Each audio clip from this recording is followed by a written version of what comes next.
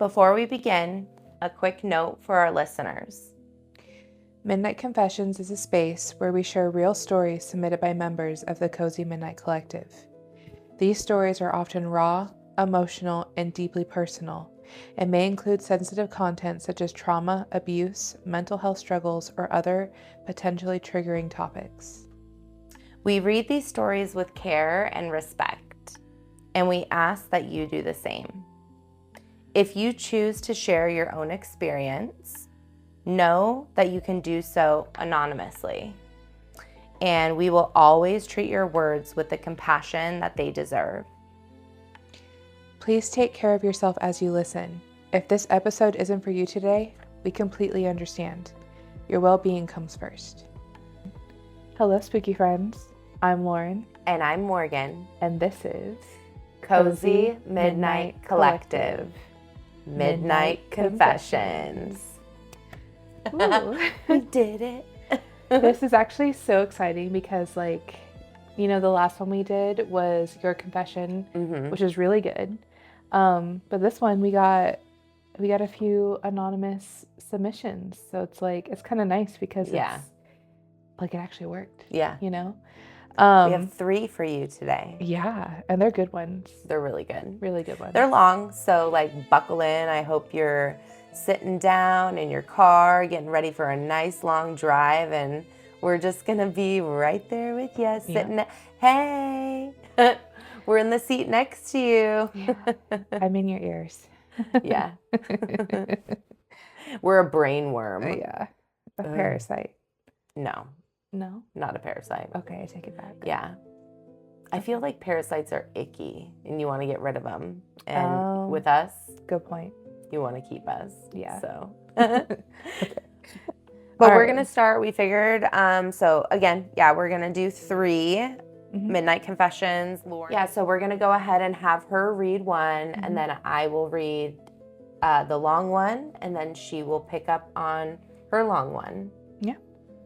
Sound good? You guys ready to go? I'm ready. All right, cool. All right.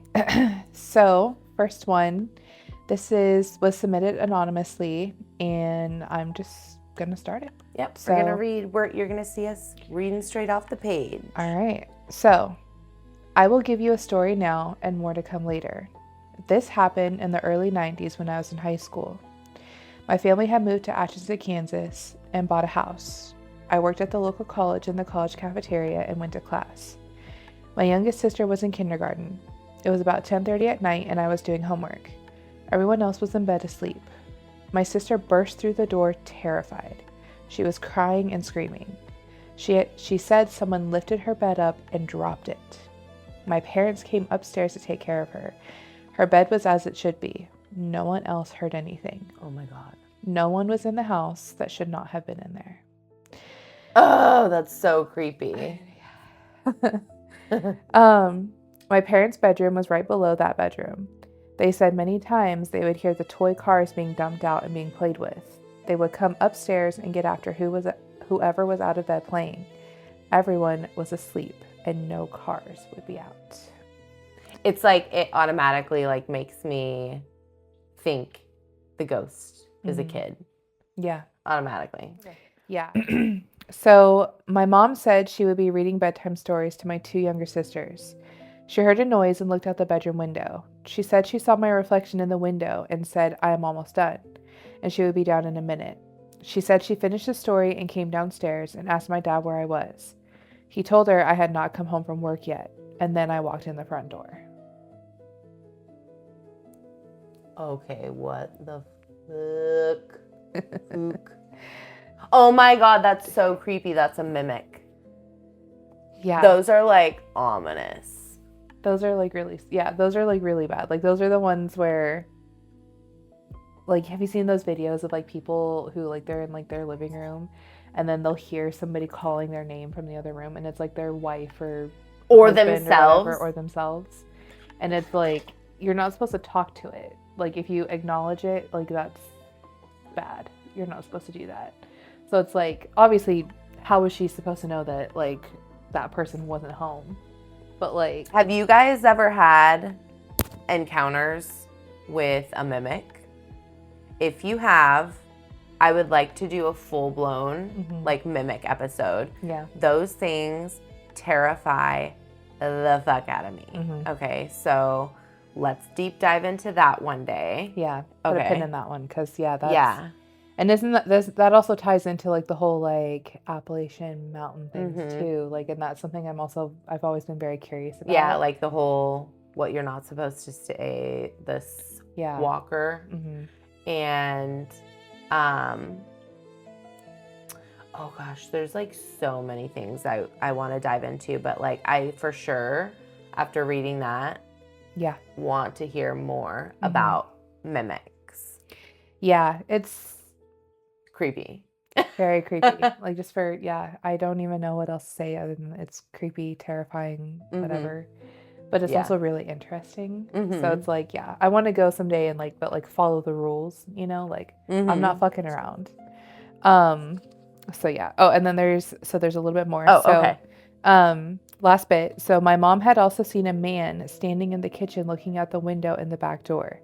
She said he was in a suit and had one hand in a pocket and had a bowler hat on. It scared her because he wasn't there when she had bent down to take cookies out of the oven. When she stood up, he was there.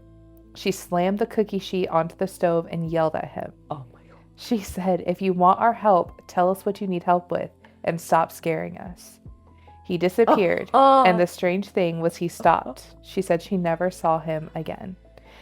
And then this person closes up by saying, "I will write more stories about the house I lived in with my kids." I wonder if they were related or if it was a separate. Well, it says that it was in Atchison, Kansas, and they say that Atchison is one of the most haunted places in America. Like, it's like the ghost capital of the world is what they say. And I know I feel like so many different places say that. I've heard that consistently Yeah. with Atchison, Kansas, and they have a lot of stuff going on up there. And I've listened to plenty of podcasts and I've watched plenty of shows where they have a lot going on, like too much going on for such a small area. Like you would think, like, I would say, like, probably like the second most haunted or creepy would probably be like New Orleans or something like that, because they've got all like the I don't know.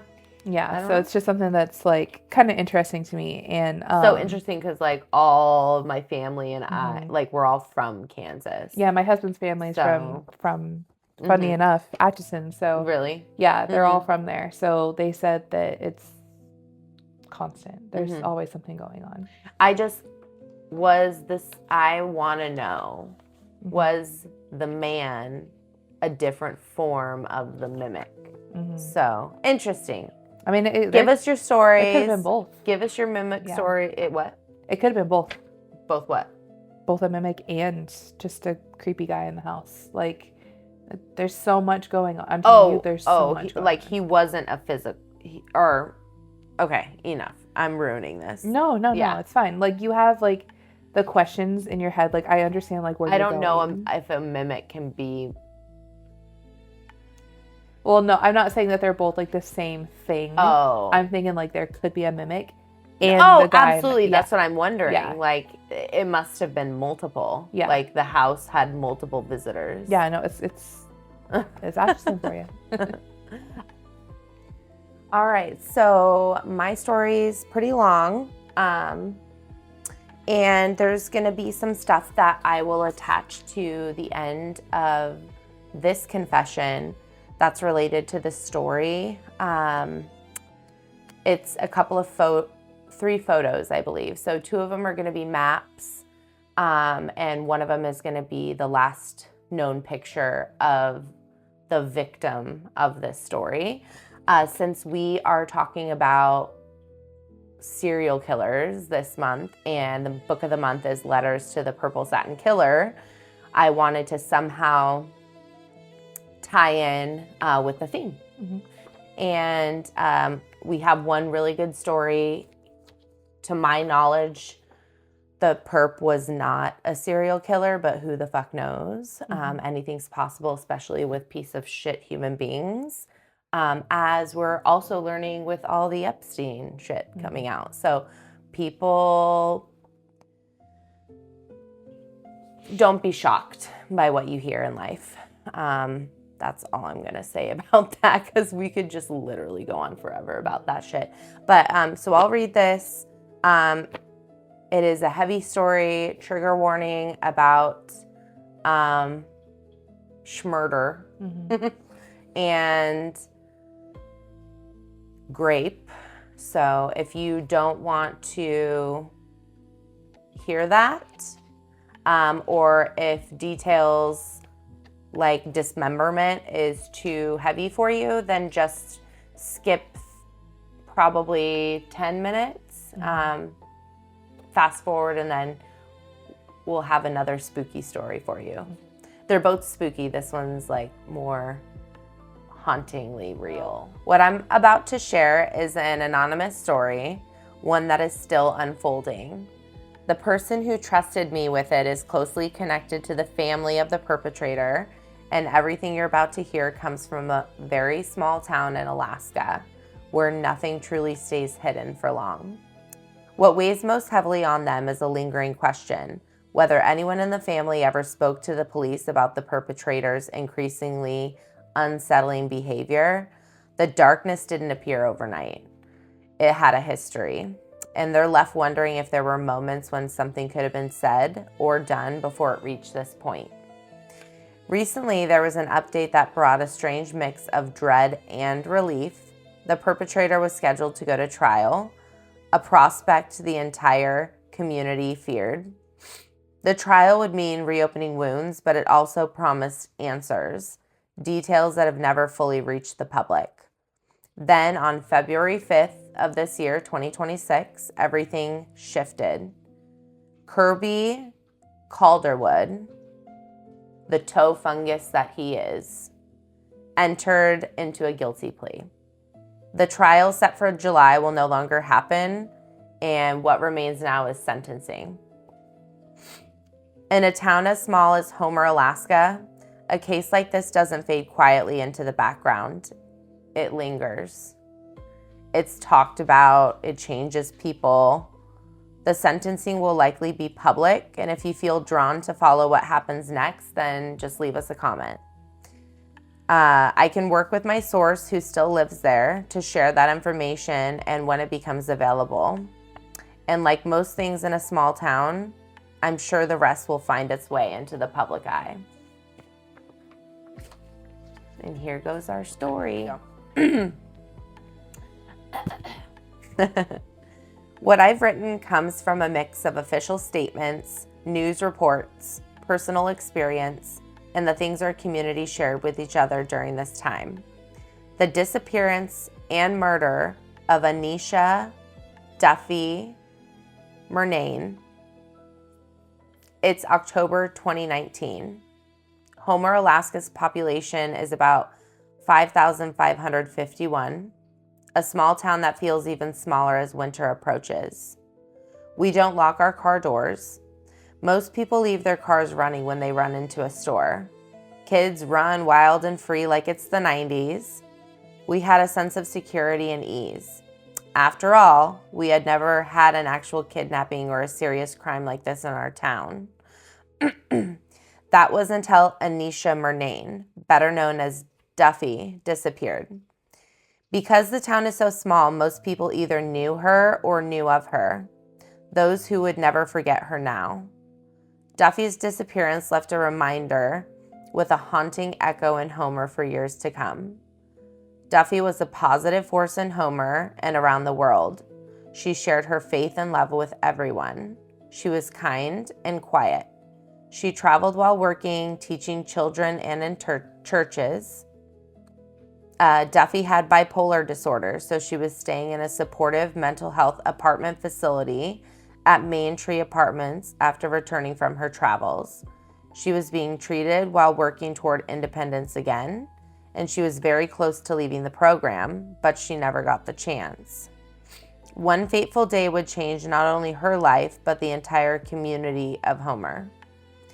On October 17th, 2019, Duffy had an appointment at the local clinic. She walked because it wasn't far from where she lived and she did not have a car. but Duffy never made it to the appointment. Once word got out that she'd missed it, her family began looking for her and called the police. Quickly, the news hit our local Facebook group. News travels fast here, and it caught everyone's attention. They asked anyone to help look for her or call if they'd seen her. Most of us, myself included, weren't thinking kidnapping or murder. If anything, we were wondering if a bear or a moose had attacked her. It wouldn't have been the first time someone was dragged off by wildlife close to town. But 2 days later, with not a single clue, she was officially reported missing. A silver alert was issued and the massive search began. News reports aired. Flyers were posted everywhere. The Homer police brought in outside help, including search dogs. The dogs tracked her scent around nearby stores in the middle of the town, then it abruptly stopped at a small college. They told us she either got into a car by choice or by force. Her parents insisted she would never get into a car with a stranger. They searched the entire town, roads, boats in the harbor, every trail and wooded area. They used ATVs, helicopters, and boats, but no trace of her was found.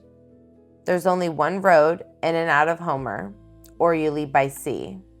She vanished in the middle of the day, in the middle of the town, and somehow not a drop of evidence was left behind besides a security camera screenshot of her leaving her apartment and the tracked scent that went nowhere.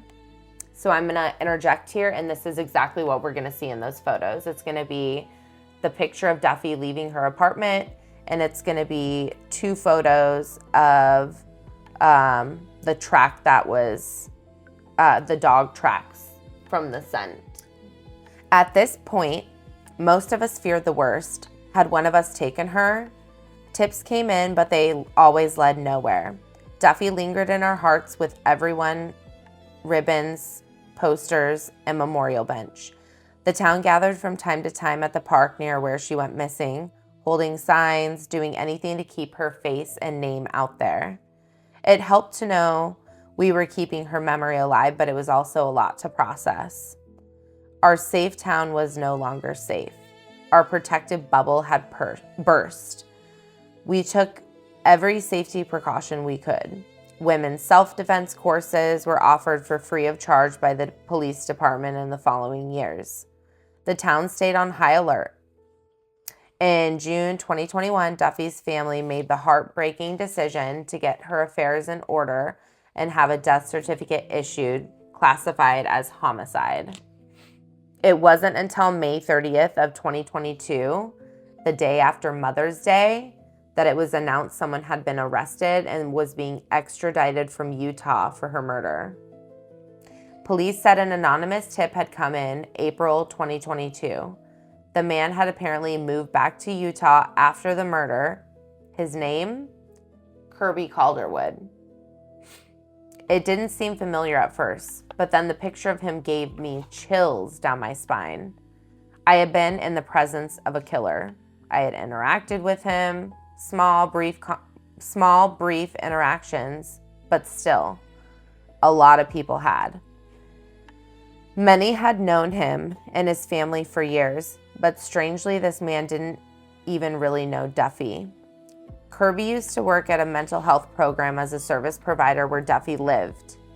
He didn't work directly with her, but she knew him as an employee and had labeled him someone safe. His wife, who turned out to be the anonymous tipster, called it in. Good. She provided details only the killer would know. She said Kirby had told her all about raping and killing Duffy, and she had proof. What the fuck? I'm shook that you would brag to your wife about raping and murdering an innocent woman. It makes me wonder what the relationship between the two of them were. Yeah, and then she turned him in, thank God, but how many years was that? So 2022? almost 3 years it took for her to say something. She Mm-hmm. probably knew from the beginning. That's fucked up. Mm-hmm. I'm glad she did it. He must have been an evil guy. She was probably so scared of him. She mentioned a watch she believed belonged to Duffy and a missing person poster he kept. When investigators looked into him, they found out he had a history. Accusal of sexual assault in the military. He's a winner. Accused of rape by his first and second wives. Multiple domestic violence charges. Mm-hmm.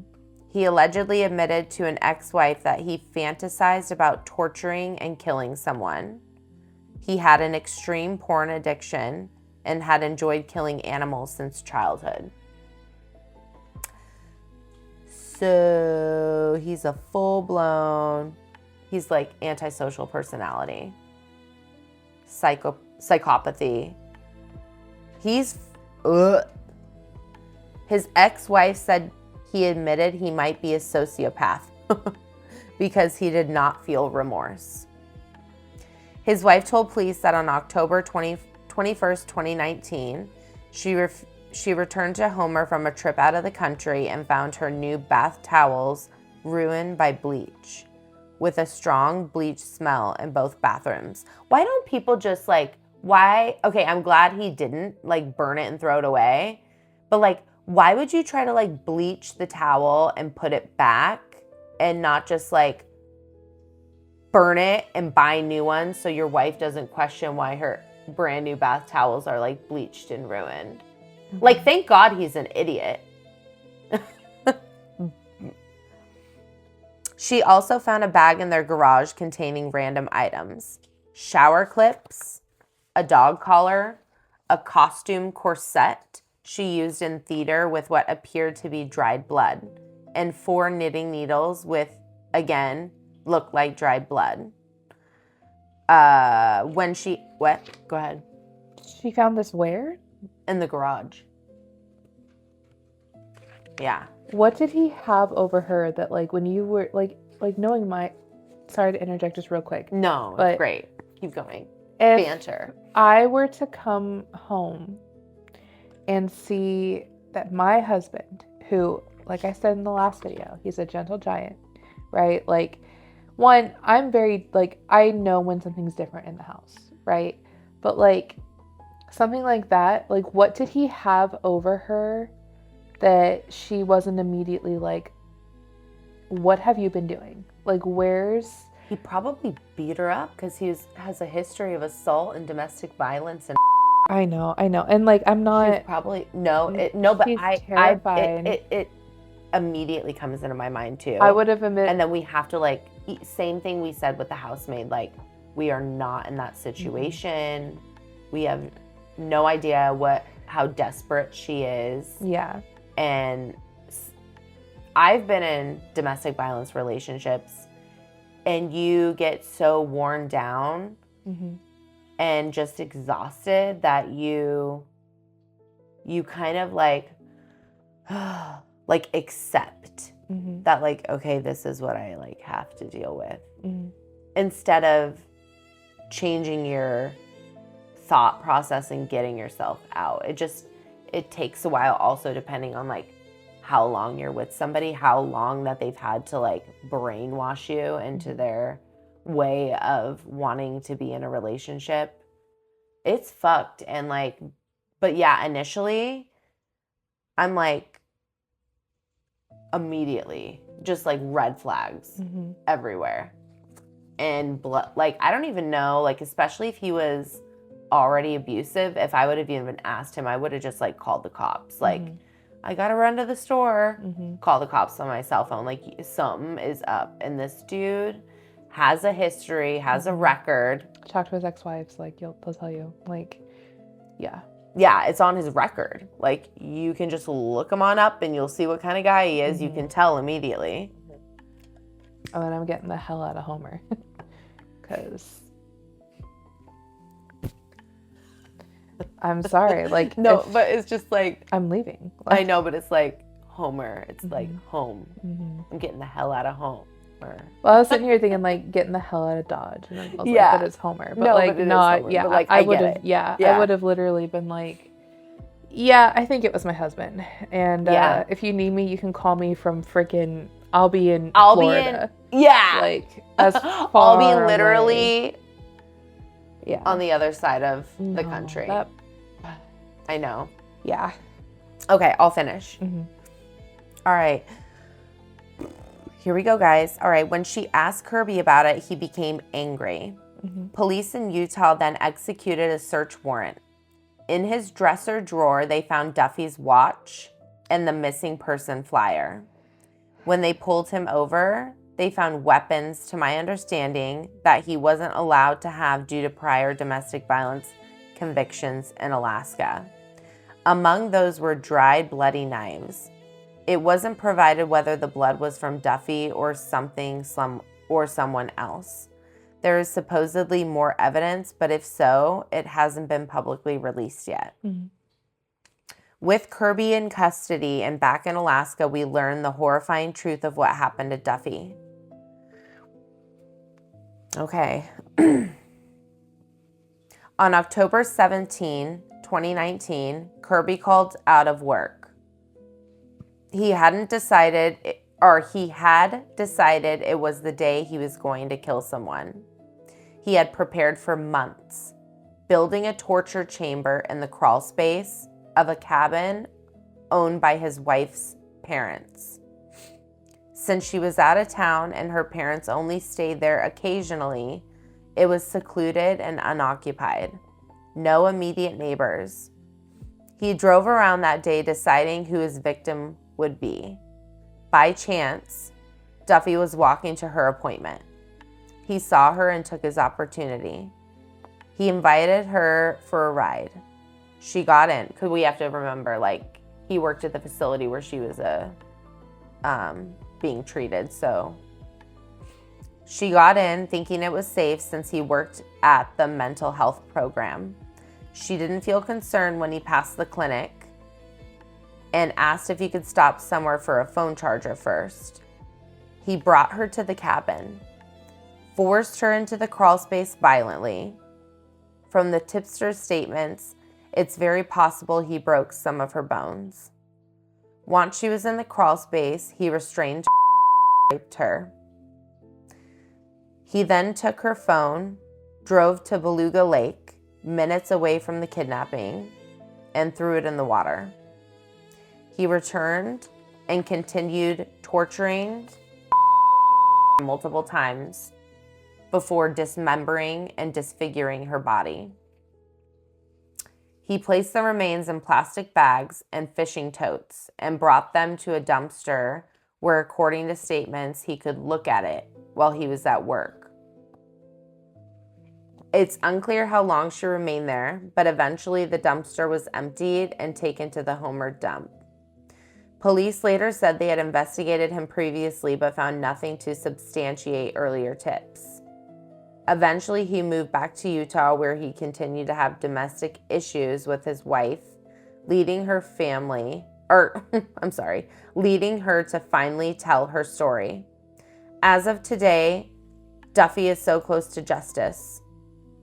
By the time you hear this story, Kirby should be sentenced and locked away for good. On February 5th, 2026 at 4 p.m. at the Kenai Courthouse, he is scheduled for a change of plea hearing to switch from not guilty to guilty and avoid trial. If all goes well, the sentencing will be moved to the Homer Courthouse to allow her family, friends, and community to see justice served. Duffy will forever be remembered. And her story, like so many others, serves as a reminder. Are you listening? No matter how small or close-knit your world may seem, listen to your gut. Never let your guard down, and never assume safety just because a place feels like home. Damn. I have no words. That That was written so well. However, that is such a tragic story. I'm not gonna lie, there was like a point when I was listening where I thought about her parents and Yeah. like sometimes you can't help but you think like, what if that were my daughter? And like I wanted to cry because it's so, and the fact that he it's all just because she happened to be walking that day. Like she happened to be out and about, and then it's like, if it wasn't her, who else would it have been? It would have been somebody. And it's like he would have. And I wonder if there are other people, because he went to Utah. Mm-hmm. With his That's what wife. I'm saying. I'm like, I that seems like a lot for it to be a first murder. Mhm. Like usually, and then he got away with it for years and years, and he would have gotten away with it totally If his wife. if he wouldn't have told his wife. Thank God he did. Thank God he didn't change. He was always the same piece of shit, rotten toenail. But like, I'm sad that his wife had to endure what she had to endure Mhm. for her to get to a point where she felt like confident in going to the police and like just breaking down and saying it. Mhm. I'm sad she didn't tell right away, but no judgment, because I'm not in that situation, and I'm not going to sit here and say I wouldn't do the same thing, because that's not fair. Duffy, that's tragic. Mhm. But to me, it doesn't read that that's his first murder, that you were preparing for months a torture chamber in a crawl space. That's well thought out. I think it's also like the fact that he was so comfortable with one, not only preparing the chamber, but like doing it at his wife's parents' Secluded cabin. Yeah. And like, how many times have they gone back up there since he he cleaned it out, right? Like how many times has he used Yeah. that space? How long was he married to the third wife where he had access to a space? And then just like I all would the fucking burn that cabin to the ground. Like at that point, like Yeah. if I own that cabin, Ugh. I'm burning it to the ground. Like I don't want rest in peace. I don't Like, want that. Yeah. Yeah. I couldn't Oh. stay in there knowing Sorry, that he I'm, like, did that cracking my nails. in my crawl space Mhm. of my home. And then The energy is forever changed there. yeah. For all we know, Duffy's haunting that house now, Poor the cabin. Duffy, that poor woman. I know. So sad.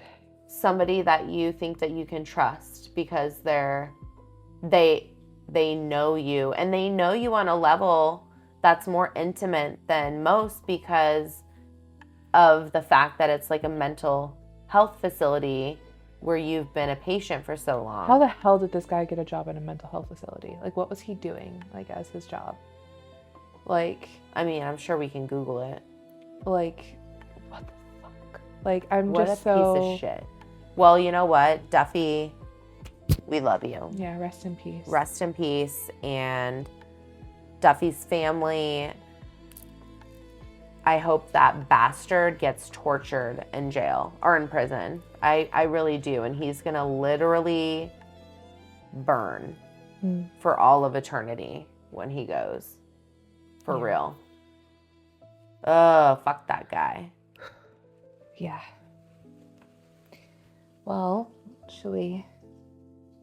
Just like need a minute, but yes, yeah, we'll go to our last one. That's just so it's such a I have no words. I literally am like just stumbling all over myself. Yeah, I'm like sitting in like. I didn't expect to read what I read. Yeah, that was dark. People are fucking sick, y'all. Yeah, I mean. Okay, if you have any torture stories, send them. I'm not excited like I was about the mimic. Yeah. Oh, there's a difference between spooky and real life. Real life is so much worse. Yeah. Look, I'm not saying mimics aren't in real life, but you know what I'm trying to say. Humans are worse than demons. Humans are worse than ghosts. Humans are worse I was going to say necromancer, but those aren't really. I don't know. It just popped in my brain, the word. Anyways. Okay, let's go. Right. We will do this. I do want to hear this story. Okay, so last story. Another anonymous one. It's 2 pages. I'm trying to like smile off what we just read. Okay. All right, so I was a United States Marine. And while I know that the phrase is once a Marine, always a Marine, it's just simpler to say that I used to be in versus I am. Anyways, when I had graduated boot camp and after my boot leave, I was sent to Camp Lejeune for MCT, which is Marine Combat Training, which is a 30-day course for non-infantry Marines where you learn basic combat skills like patrolling, weapons handling, land navigation, etc. Lane? I still feel, Lane navigation? Land. Sorry. Oh, land. I am sick, so my voice probably sounds funky. You guys.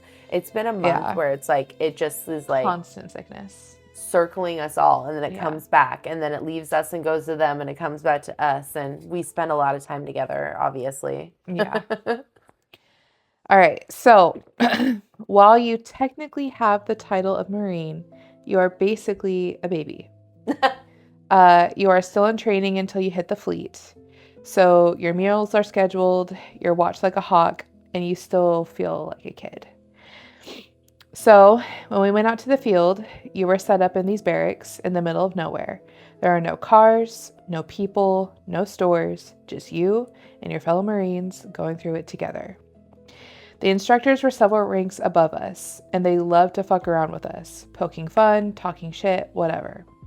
So naturally, they love to tell stories, ghost stories, especially if you are a gate guard in the dark. Oh, what guard in the dark? Gate guard. Oh, gate guard. In the dark. Like night shift? Yeah. If you were a gate guard, you were set up at the opening of the camp, and you were basically looking down this long, dark road with thick woods on either side of the road. The instructors used to say that if you watched the road at 3 a.m., you would see a woman in white crossing the road.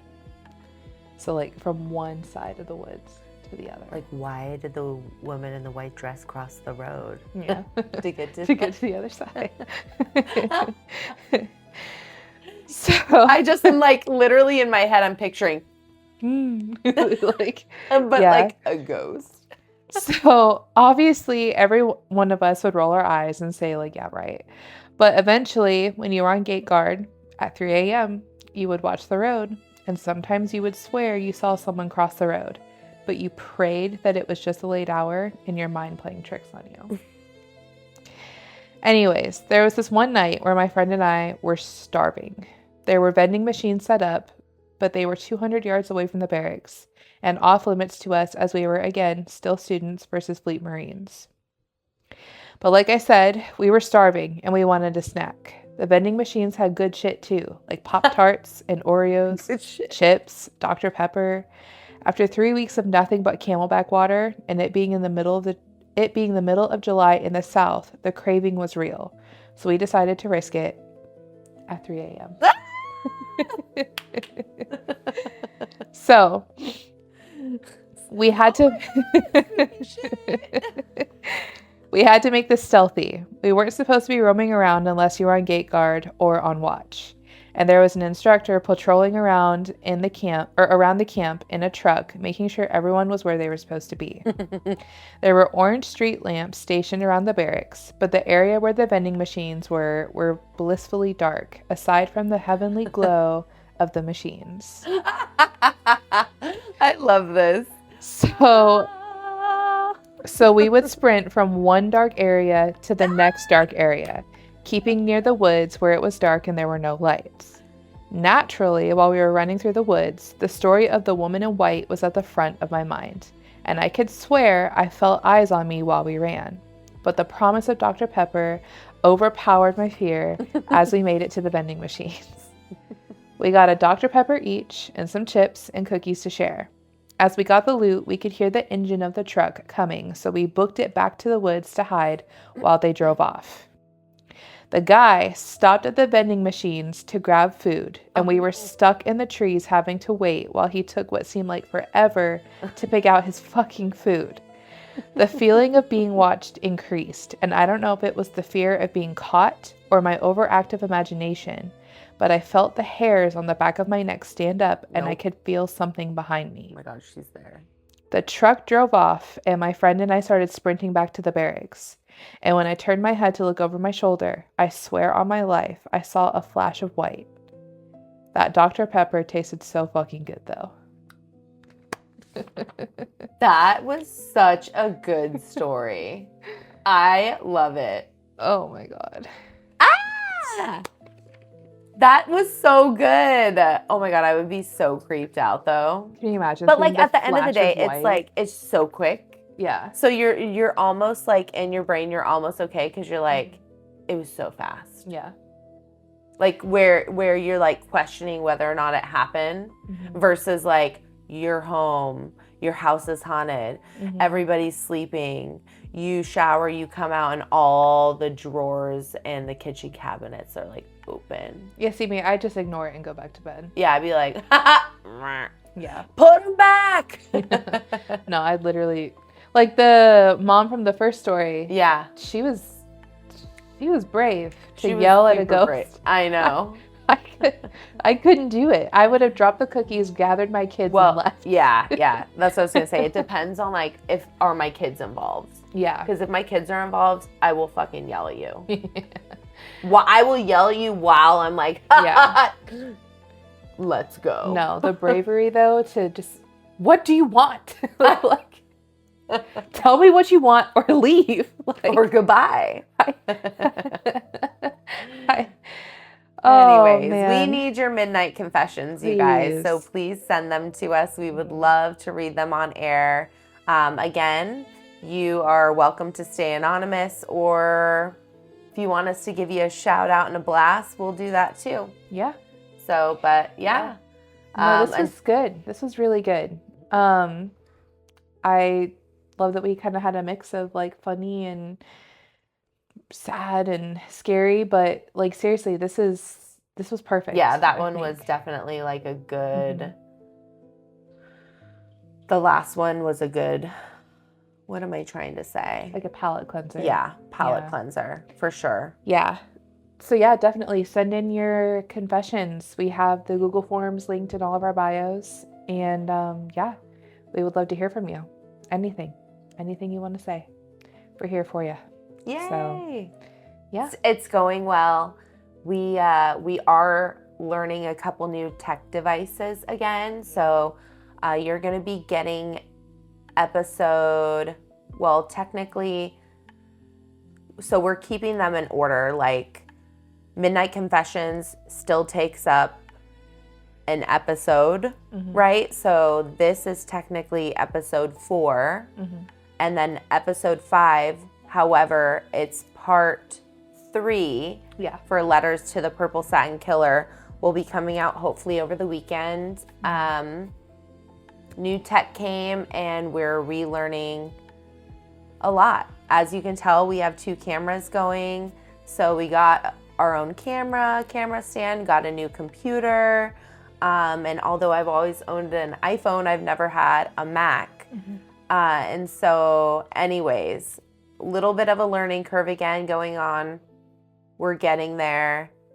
And you guys, we're having so much fun. We cannot wait to share more with you. Yeah. Thank you so much to those of you that are still here and listening.